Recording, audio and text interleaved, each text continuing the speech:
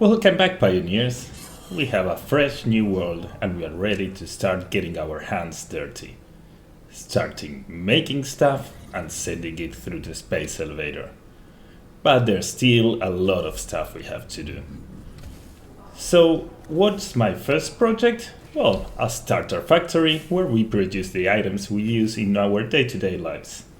And the idea for the starter factory is not mass producing things, only the ones that we need in small amounts. But I was thinking, before doing that, maybe there is some stuff that I would like to mass produce. And what would that be? Ingots. Almost everything we do in the early game is either made by iron ingots, copper ingots, caterium ingots, and steel ingots. So, my first build is going to be mass producing this. Not the ones that we are going to use for a starter factory, the most we can get with the materials that are lying around. And once we got a good amount of all of this, well, we move to the starter factory, that it's going to be quite easier to make, because it's probably only constructors or assemblers. So let's go to the drawing board and see what we do and where we do it. Okay, this is our world, and let's start with iron. I was thinking, first I considered about this, but just looking at this part over here, we have 6 normal nodes. So as MK2 is the fastest miner I have right now, we could be getting 300 out of each one of them, meaning 1,800 total iron ore. And maybe we could build a factory over here, because we are going to need water, a lot of water. To be completely honest, this annoys me a little bit. We are starting with an even number and we need 51.42 refineries, and we will be getting 3,342 with 85 iron ingots. The ratio on this recipe, poor iron ingot, it's quite disgusting. But it's the best recipe, so we will be doing that. Refineries can be easily fixed. We can do 64 over here and underclock them, but this final number will be the same and I will have to deal with it. So, at least, sounds like a plan. Back to the map. Before I even start doing things, let's extend the rail and make it go all over this side, because we will probably also need it for the copper. And well, after that we can do the factory out on this place and grab the materials from here. Okay, rail has been extended. I made over there some intersection and plugged one transport hub. Pretty useful blueprint. And I'm missing all of my jumps. So now, if we go over here, this is where the factory will be.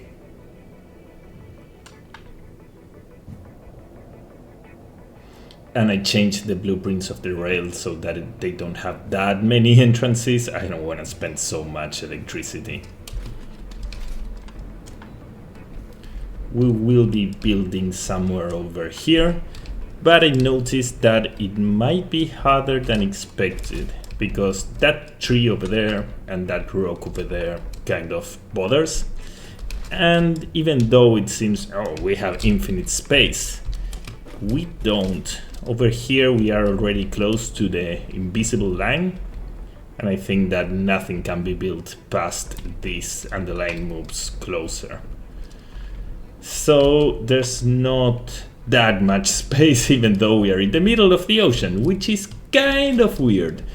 But well, that's something that I will have to pay attention to as I progress. I'm guessing that I will try to build as close as possible to this tree weird or mushroom or whatever that is. Now, what's the next step? Let's make a blueprint where it has 4 refineries, I think, and try to put as much logistics and decorations I can in the blueprint to save some time. So let's design something cool. There we go. I'm pretty glad with the result. The original idea for the beams was just to carry the power, but then I started doing weird stuff and I think that it might end up looking cool. We ended up feeding 4 refineries. I already have the recipe. The idea is to save as much time as I can. The numbers are really ugly, but for example 28.125 times 64, yeah, that's correct.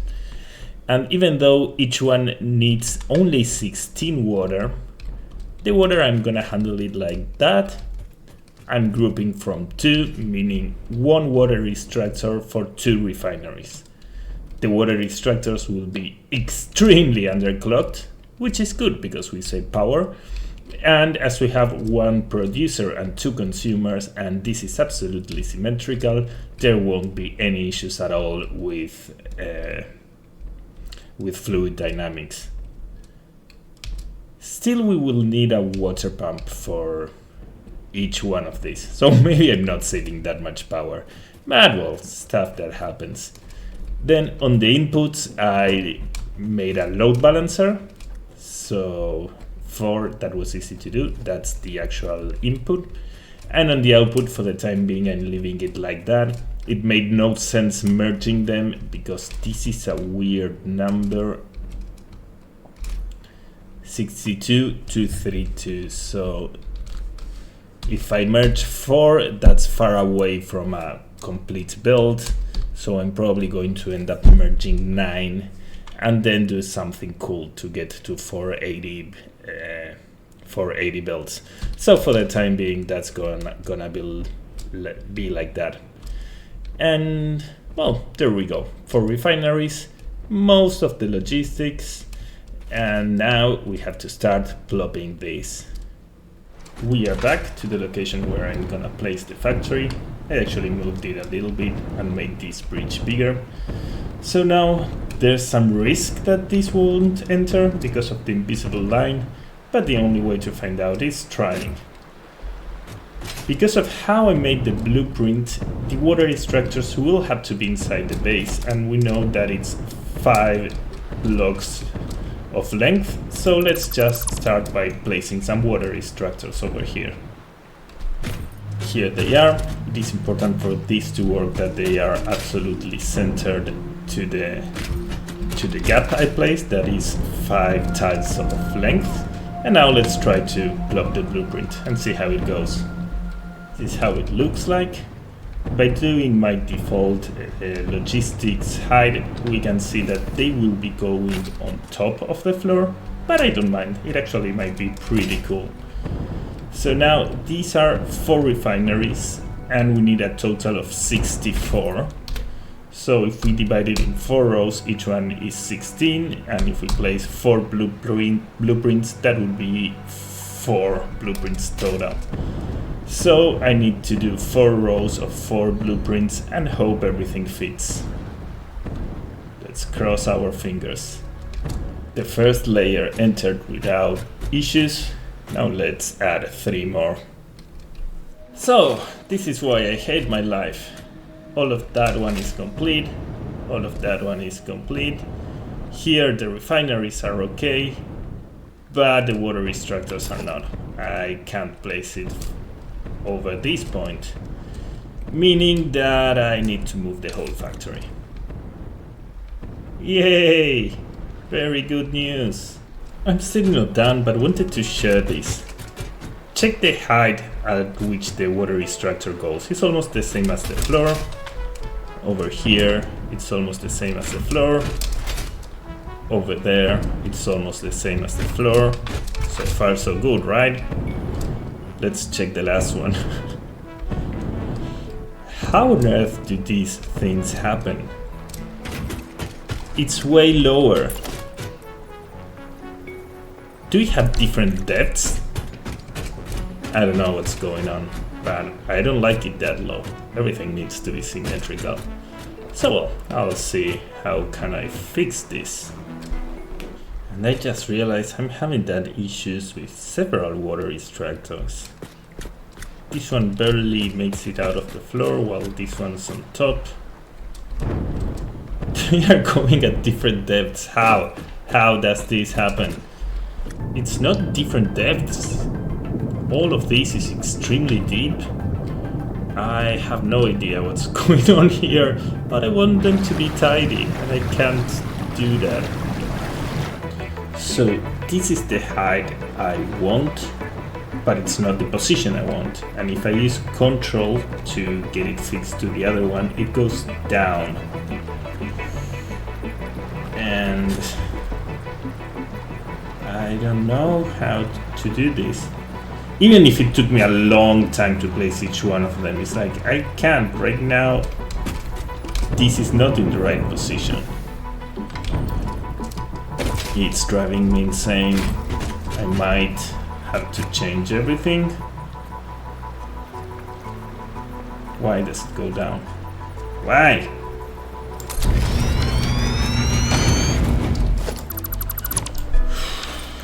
Okay, I spent an embarrassingly long amount of time trying to fix that height, and I couldn't, so I decided just to move on. There will be some water structures that are higher and look good, and some that are lower. But well, at least I managed to plop all of the blueprints, and this will be kind of the size of the factory. So next step is actually completing all of the floors to kind of know what we are talking about. Let's do that. Floors are done.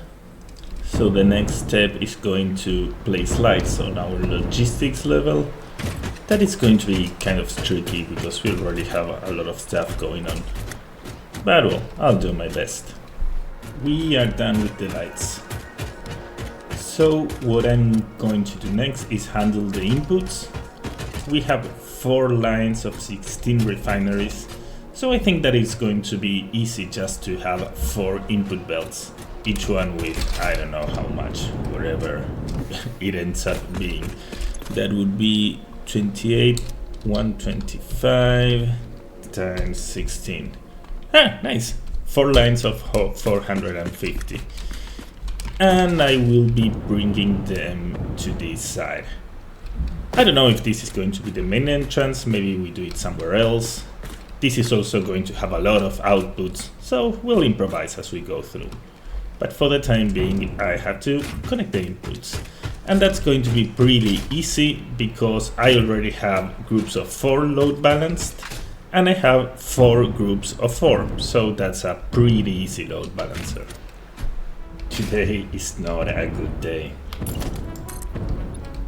I don't know how all of the floor got shifted 1 unit from the rest of the factory. That's going to make placing walls impossible, and I will have to shift the whole floor. The water structures can stay where they are, but shifting all of the floor, it's going to be so annoying. Too many dumb mistakes making this factory. But well, let's go for it. Well, shifted the floor and finished with the inputs. This load balancer is quite compact. We can see that this splitter splits among this, that it's one entrance to a load balancer, and that one, that it's another entrance. And this one over here splits between this entrance and that one over there. And they are both fed by a splitter that it's in the middle, that goes between that one and that one. So over here we have a load balancer of 16 machines that is almost the same size of a manifold, so I'm pretty happy about that.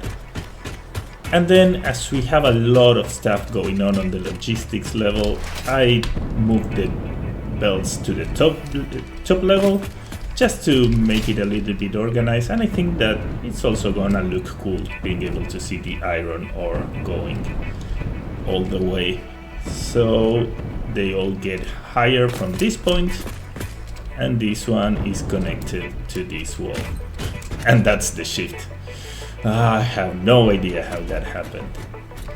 So now I'm gonna start connecting the inputs. That means placing all of the miners, and we will have to do something because we have 6 miners and 4 belts.